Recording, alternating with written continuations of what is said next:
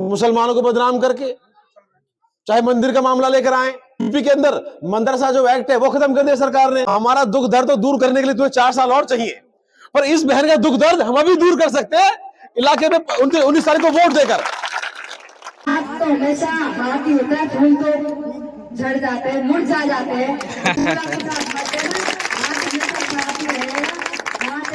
हमारे ऐतिहासिक गांव रूंद में आज हमारे साथ चलकर आई हैं छोटी बहन संजना जाटव जी, जो इन लोकसभा चुनावों में हमारे भरतपुर से प्रत्याशी हैं कांग्रेस पार्टी की तरफ से। साथ चलकर आए हैं प्रधान नरुका जी, कठुमरपुर प्रधान, हमारे जिला परिषद सदस्य भाई मोहना जी, हमारी कांग्रेस पार्टी के ब्लॉक के अध्यक्ष भाई भवानी शंकर शर्मा जी, हमारे नगर ब्लॉक के अध्यक्ष भाई सुगर सिंह जाटव जी, राम स्वरूप गुरु जी, मीणा साहब और सुरेश पूंछरी जी, और यहाँ मौजूद हमारे आप सब हमारे बड़े बुजुर्ग, नौजवान साथियों और प्यारे बच्चों। 10-12 दिन बाद 19 तारीख को वोट डलनी है एमपी के चुनावों की। ये चुनाव जो है ये बात तय करेंगे कि जो दिल्ली की हुकूमत है, जो प्रधानमंत्री हमारे हैं, वो बने रहेंगे या जाएंगे। जिस तरीके से 10 साल के अंदर भारतीय जनता पार्टी ने केंद्र की सरकार के अंदर बैठ के सिर्फ और सिर्फ झूठे वादे, सांप्रदायिकता की राजनीति और देश के अंदर एक अजीब सा माहौल पैदा किया है। उनकी राजनीति जो है वो घूम फिर के आजकल जो है वो हमारे ऊपर केंद्रित है, क्योंकि काम तो 10 साल में किया नहीं कोई, तो वोट कैसे ले? तो मुसलमानों को बदनाम करके, चाहे मंदिर का मामला लेकर आए, चाहे अभी बहुत जल्दी में सीए का कानून लागू किया इसीलिए कि हिंदू भाइयों को बहका कर उनको खुश करो, और तरीके से यूपी के अंदर मदरसा जो एक्ट है वो खत्म कर दिया सरकार ने, जिसको सुप्रीम कोर्ट ने रोका। चाहे बड़े बड़े कौम के नेता हो, मुख्तार अंसारी, जिसने 1 हफ्ते पहले कहा कि मुझे जहर दिया जा रहा है, मुझे मारने की साजिश की जा रही है, और पुलिस कस्टडी में मार दिया जाता है आदमी। अतीक अहमद को पुलिस कस्टडी में मार दिया गया। तो ये लोग जो है ऐसा माहौल विदेश में पैदा कर रहे हैं जहां कानून से विश्वास उठ जाए और इनकी तानाशाही चलती रहे और इनके जो पूंजीपति दोस्त उनके पेट भरते रहे।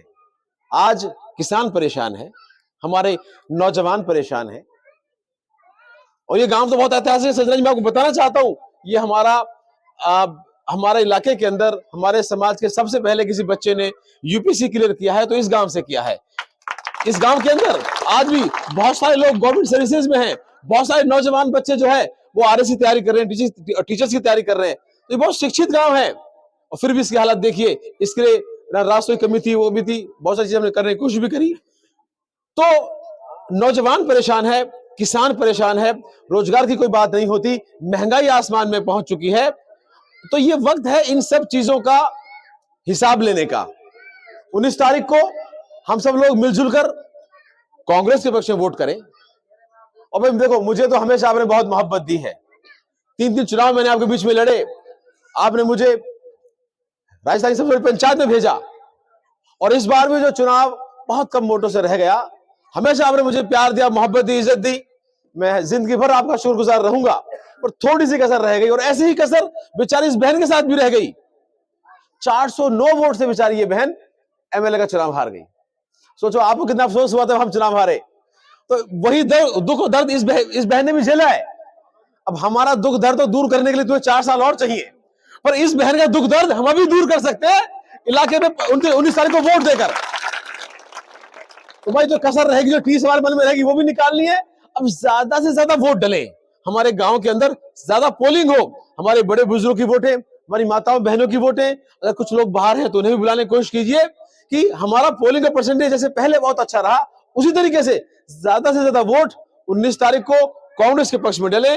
और ये बहुत साधारण परिवार की बेटी है, ये किसी राजनीतिक परिवार की बेटी नहीं है, और बड़ी मेहनत से इसने एमएलए का चुनाव लड़ा। चलो वो कसर रह गई, फिर भी पार्टी ने दोबारा विश्वास जताया है, और आज पूरे इलाके के अंदर, खाली इस इलाके में नहीं और भी भरतपुर में, कुम्हेर में, डीग में, वैर में, उस तरफ सब जगह एक माहौल बन चुका है कि भाई बीजेपी का जो गलत राज चल रहा है इसको हटना चाहिए।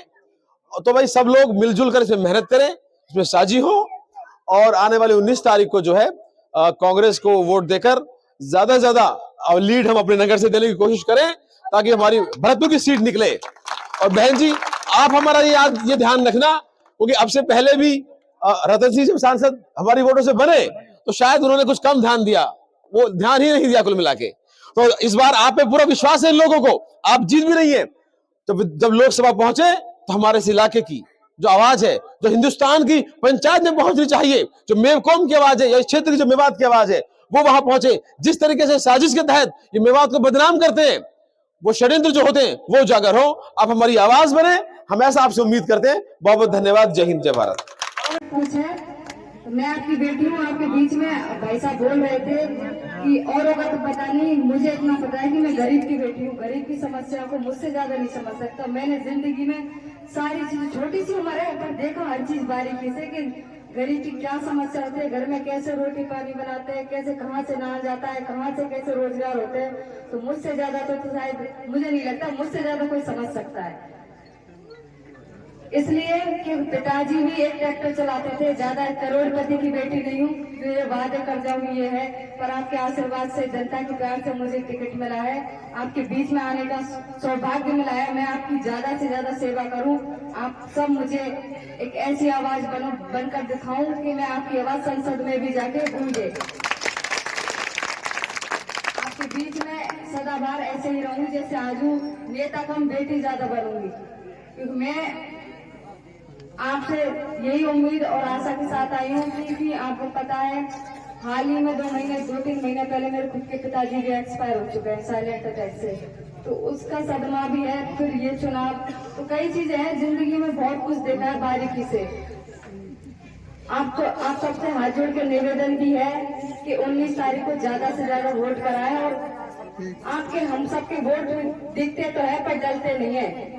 ज्यादा से ज्यादा परसेंटेज को बढ़ाया जाता है कि ज्यादा परसेंट हो जाएगी तो ज्यादा बहुमत मिलेगा। और मैं आपकी बेटी हूँ, आप सबको ज्यादा से ज्यादा, कल माननीय अपने पायलट साहब खुद में आ रहे हैं, ज्यादा से ज्यादा संख्या में पधारे और आपकी बेटी को आशीर्वाद दें। मैं तो झोली पसार के भीख मांग रही हूँ, मेरे पास और कुछ चाहिए नहीं है।